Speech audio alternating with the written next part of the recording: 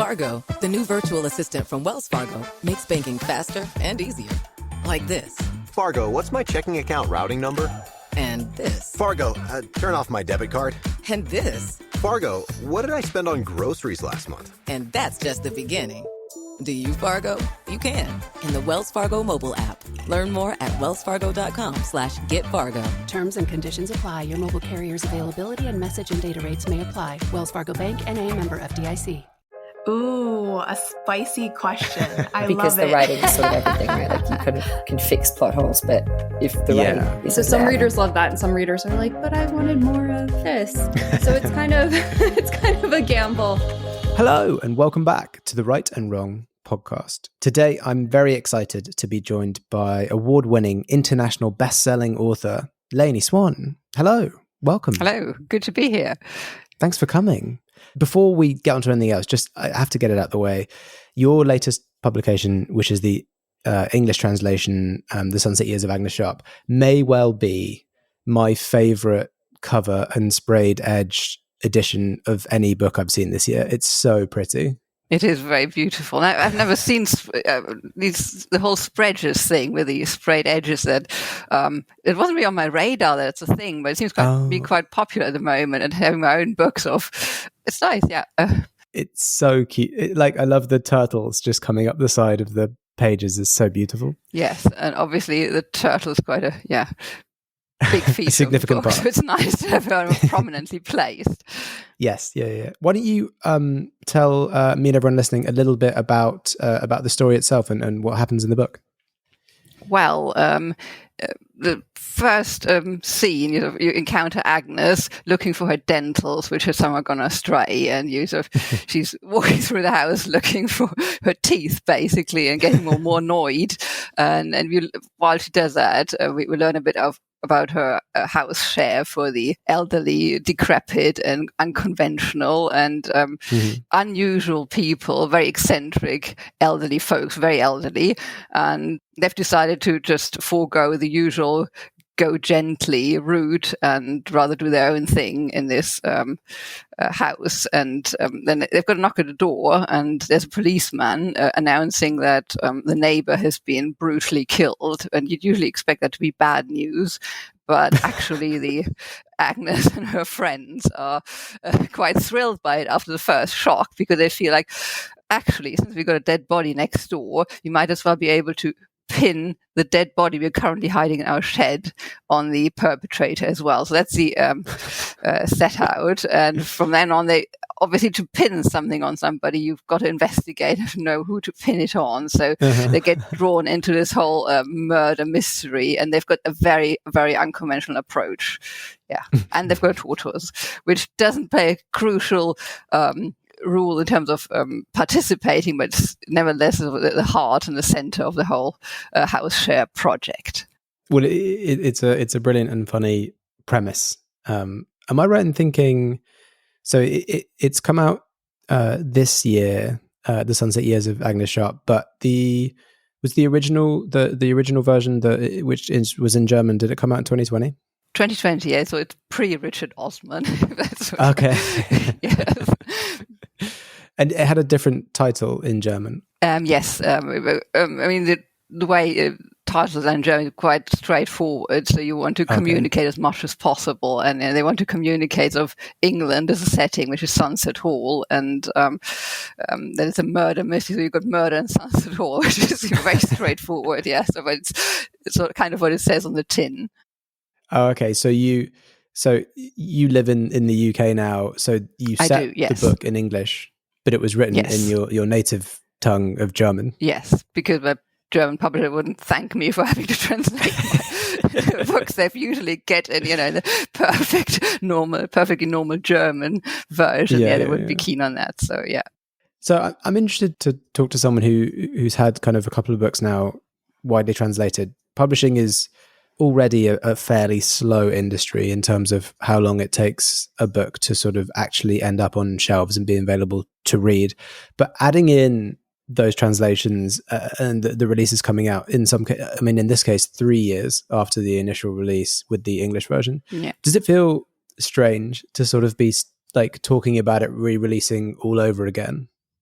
It is a bit strange because, in a way, the moment I hand in a manuscript or finish work on a manuscript or have gone through the editing process, it's sort of done. And in my head, it's sort of a finished product. And I kind of forget about it. Even having it come out in the original language is it's already a bit obsolete in my head because I'm usually working on something else. So having to go back to something that was basically, at the moment, we're talking like 3 books ago. I've just finished the 3rd book in this series, so it's turned out to be a little series. So I'm still sort of with Agnes Sharp, which sort of helps to keep it fresh for me, because in a way it's quite interesting to revisit it. And of course, it's very interesting to work on a translation, because that sort of makes you see your own text with new eyes. Because in a way, it gives me a chance to be a reader as well as the person who wrote it. Because obviously, with the German text which I've written, I'm very, very familiar with that. In a way, a bit too familiar to actually have something like a reading experience. But once you get the translation, you get the same story, but obviously the words are different, which actually makes me more of a reader as well, and it can be quite exciting. Okay, so I was going to ask, is it kind of weird seeing your words like reshaped into a different language? No, it's fine. And sometimes I actually prefer the English. There's some phrases that just work really well in English and wouldn't have worked the same way. And I work quite closely with my translator, Amy, and I'm very happy with the outcome. And in a way, it's quite exciting, and it's also a test of your story, because you can't sort of hide between clever words in the same way. So it is quite exciting to see what happens in translation. And I always feel that although some things are lost in translation, there's always something that is found in translation as well. So quite a fun process, I find.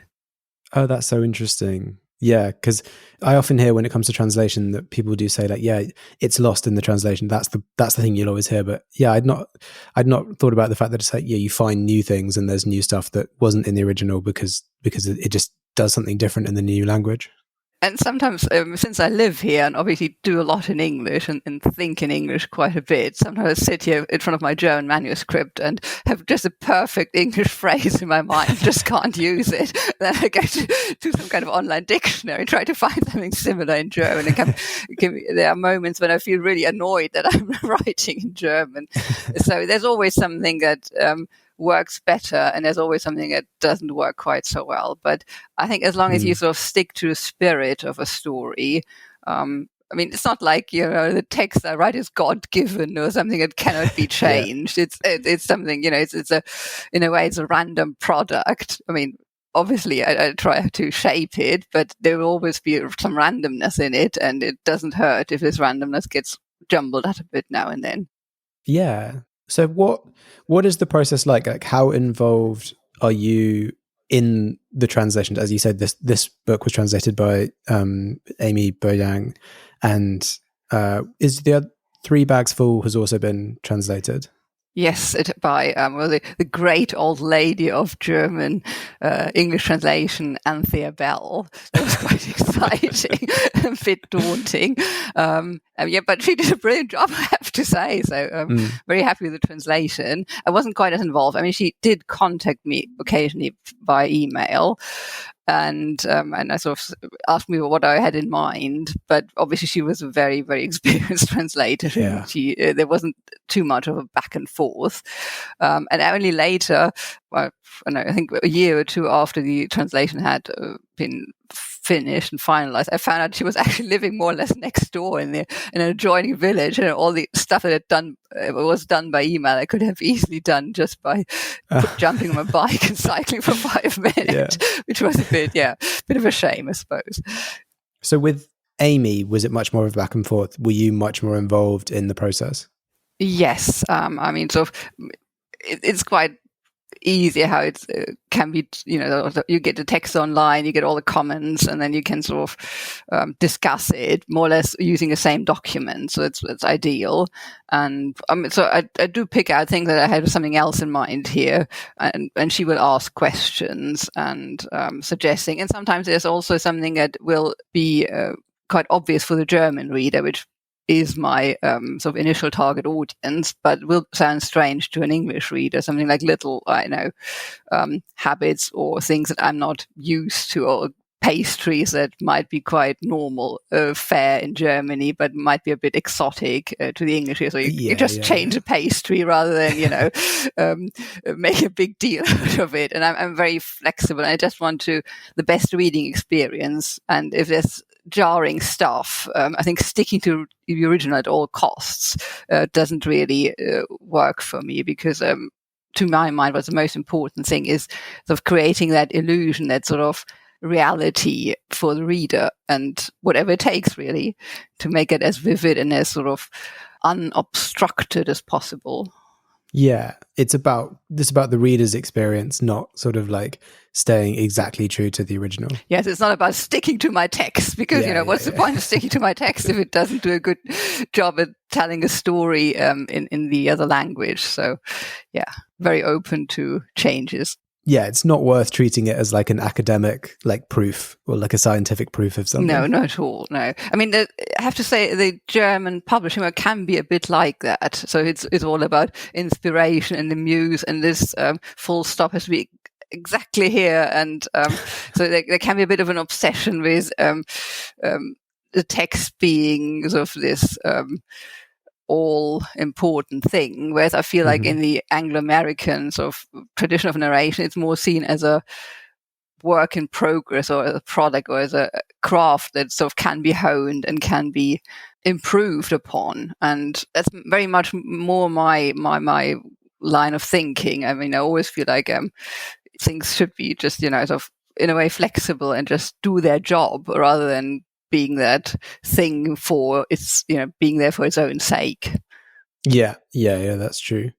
I'm interested then, and you touched on it a little bit before, but you've published 6 novels, and am I right in thinking it's just your debut, 3 Bags Full, and this one so far that have been translated into English? Yes, that's right. Although there might be good news soon on the more translations front. So yeah, and I can already say that the second Agnes Sharp book will come out in the States, I think, next September, and I'm assuming there'll be an English publication as well in due course. So that is a certain, and the rest is looking pretty likely. So yeah, exciting times. Amazing. So you mentioned how you are with a German publisher first and foremost, and I'm going to guess that you also work with a literary agent in Germany. I do, yeah. Obviously your market is primarily it starts in Germany, and then kind of everything else is the secondary market. But you mentioned that sometimes you think of phrases in English, or you want to write something in English. Is there a part of you that thinks it would be fun to maybe try writing something in English? It might be, although I feel that writing in German keeps my German fresh, which is quite valuable. So after all, it is how I earn my keep at the moment. So that is an advantage. And also, I'm not quite sure how good my English writing would be. It would be something completely different, and I'm tempted to give it a go. On the other hand, I'm not sure whether I could be a judge of how the quality of what I do is the same way as I would be in German. So if I did that, I would have a lot of proofreader and people who help me. And I think there might be an opportunity in it as well, because not having it as my native language might help to avoid cliches and the pitfalls of language, stuff that just got drilled into you at an early age. But on the other hand, it also opens me up to all kinds of awkward things that a native speaker might find jarring after all. So I've been thinking about it cautiously, but as I said, cautiously. And as long as the whole translation thing works, for now I'll be sticking with the translation process. Yeah. Have you thought about doing the translations yourself?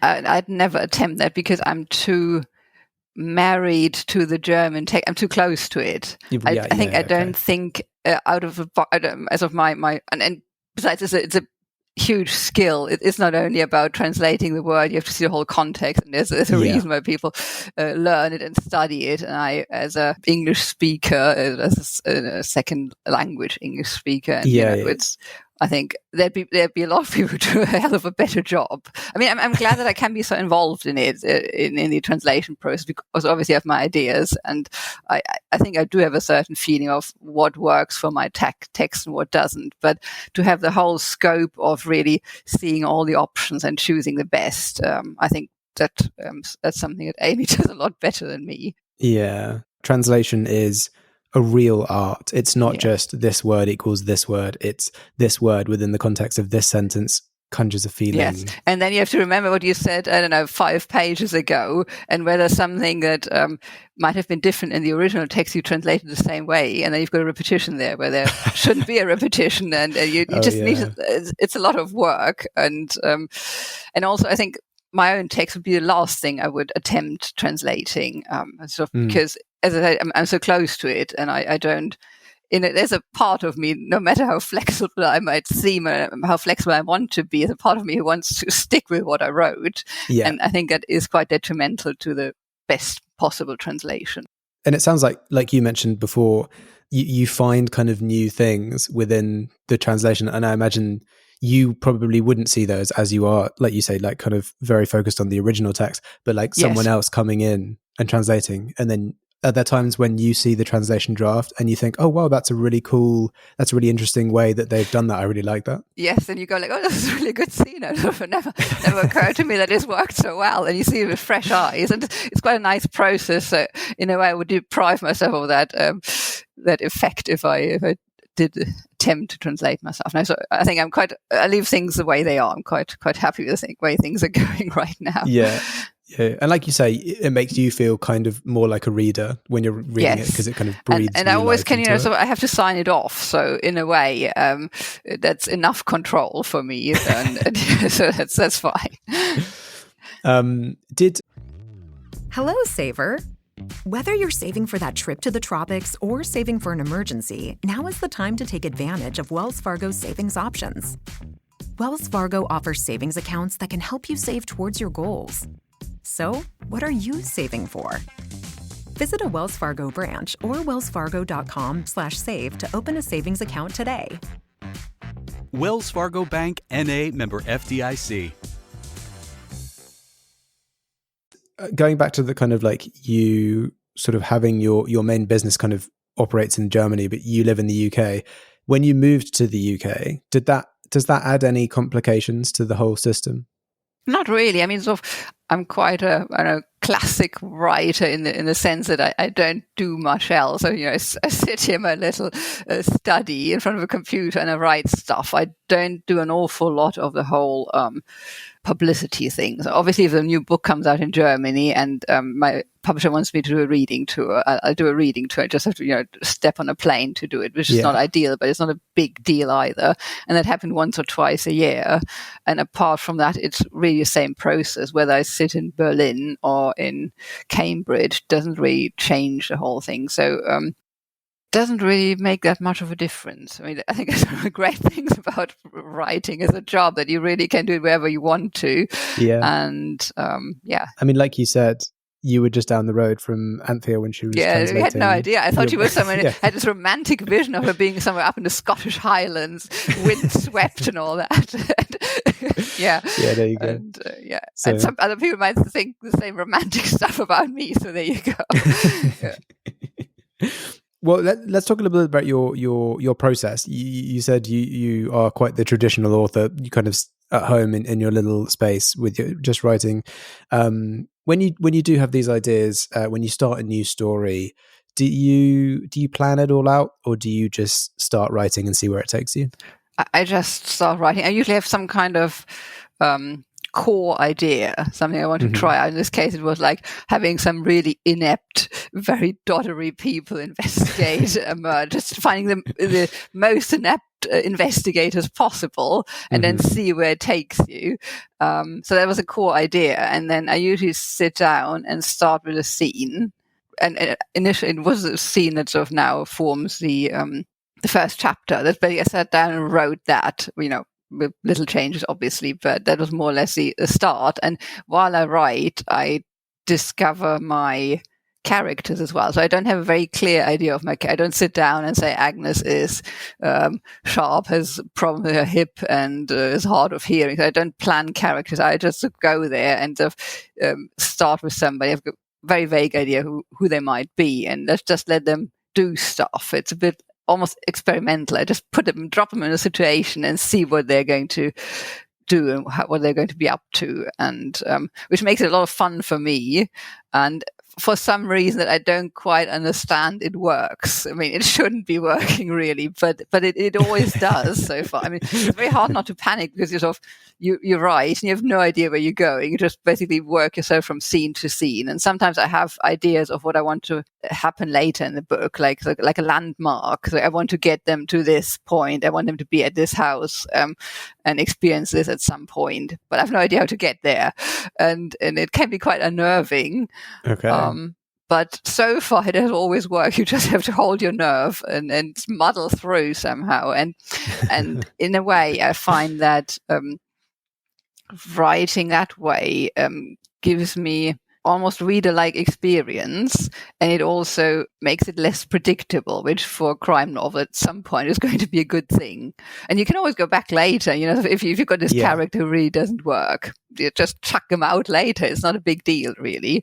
It can be, the manuscript I just handed in up to 3 months before deadline. I didn't know who the murderer was, which was a bit stressful, but it turned out fine. And looking at it now, it feels like I had planned it all along, and even there's even stuff in the text. I mean, sometimes I go back and add things that will sort of foreshadow things. Obviously, I do it, but sometimes it's just there already, and I feel like my subconscious must know a lot more about things than I do, because it does work surprisingly well. And obviously, all the red herrings you got, at the point I write them, I don't know they're red herrings, so they tend to be on the more convincing side. Yeah. So I think it makes for a good reading experience if it works. If it doesn't work, it's just a jumble and it's bad. But you just have to avoid that stage. Yeah.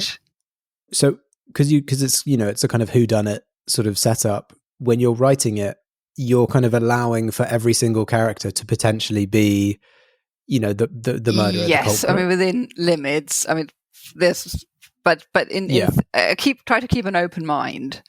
Just see where things take. But I guess that gives you the freedom to sort of, whether consciously or subconsciously, put all these red herrings in, because the whole time you're thinking, well, it could be this person, it could be this person, it could be this person.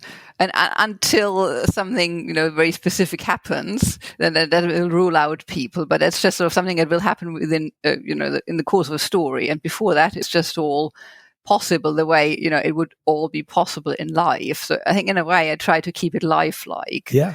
Only more exciting. That's really cool. Yeah, because lifelike can be pretty boring. I'm aiming for lifelike, but still exciting. Yeah. Somehow finding a balance there. Yeah, and it's.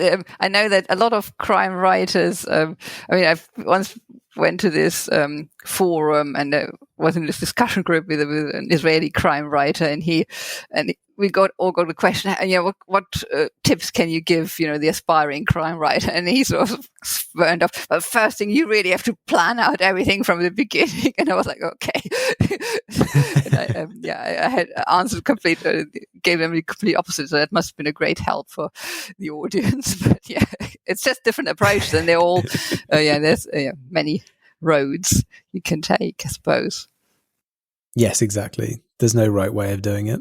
What's before we get on to the final question of the episode, I'd love to pick your brain perhaps on what you just mentioned, and what do you have like a piece of advice that you would give to aspiring authors, not necessarily crime authors, just aspiring authors who are trying to break into publishing?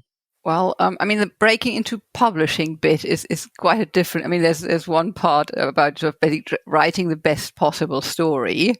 That's sort of important, and then sort of finding somebody who will see that story. This is the other bit, and they're quite different in a way. I mean, writing the best possible story is it's a craft. So I think it's really a question of trusting your instincts up to a certain point and doing what you really enjoy, because I think that's the only chance the reader is going to enjoy it as well, if you're really having a good time. I mean, obviously not all the time. The whole writing process is not, continuous party. Obviously, there'll be moments where you have doubts or where you struggle or where you can't find the right words. It's all fine, but generally it should be a enjoyable process, because if it's torture from beginning to end, there's a fair chance it might be torture for the reader as well. And unless that's what you're aiming for some reason, that might not be the right thing. Mm-hmm. So, yeah, I've heard that's how Charlie Brooker writes the Black Mirror episode. I don't know if this is true, but I was told that he writes the Black Mirror episodes standing up, walking around, so that he's uncomfortable, and that comes through in the writing. It's not my method, although it might. Yeah, it depends on what you're aiming for, obviously. And since my books there's got a lot of humor, there's a lot of. I mean, it might be black, but it's still, there's a lot of funniness in them. And for that, I need a certain, if I don't find it funny, if I don't enjoy it, what chance do I have? So, likewise, if you, whatever you want to write, sort of make sure that it really feels right to you. I think that's the only thing you can really stick with. There's no one method that works for everyone. So it's more about trusting your instincts to a certain degree. But then there's the whole other, long road, which means finding a publisher, and that is quite a different story, obviously. And I think my core, I had an easy ride, I have to say, so I'm not terribly experienced with all the things that can go wrong. Because basically I wrote my first book and found an agent, which was a crucial bit. And I had a few sort of offering it to publishers, and then getting rejected, which was normal, which was perfectly what I expected to happen. So that was normal. But then from then on, I found this agent, and then the unexpected started to happen, which is that several publishers wanted it, and there was a bidding war, and there's all that with my first book. So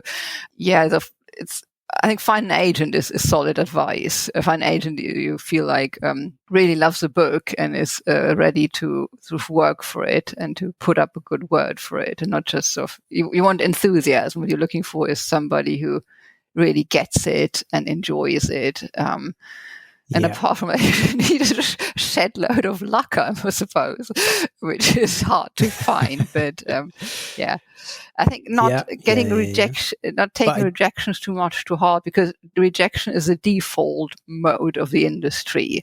It's not necessarily something personal all the time. So it's just the normal neutral response, and it shouldn't get you down too much, I feel.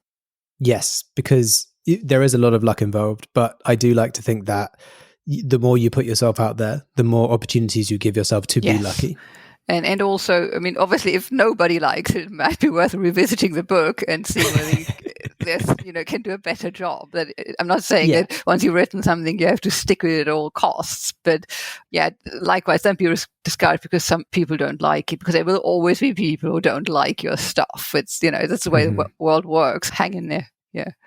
Hang in there. I think there's a lot of brilliant advice in that, and that's hopefully there's a lot for people to think about who is listening to this.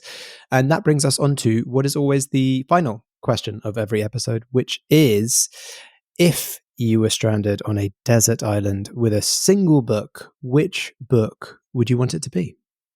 Right. Well, that's obviously a very cruel and mean question, and I thought about it a bit. And no matter what book I thought of, there's two problems. There's if I already read it, I sort of already know it. I know it's good, but I've already read it once, so that's not ideal.